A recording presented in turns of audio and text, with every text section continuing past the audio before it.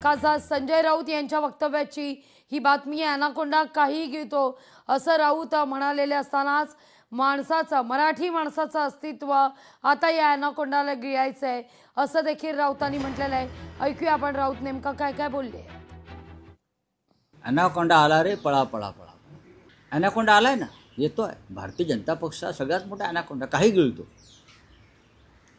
Anaconda काहीही गिळतो। Anaconda भूखंड गिळतो, anaconda विधानसभा गिळतो, anaconda एकाच वेळेला 40 आमदार आणि खासदार गिळतो, अनाकोंडा देशाचं सुप्रीम कोर्ट गिळतो, अनाकोंडा निवडणूक आयोग गिळतो, अनाकोंडा मरीन लाईन्सवरचे भूखंड गिळतो।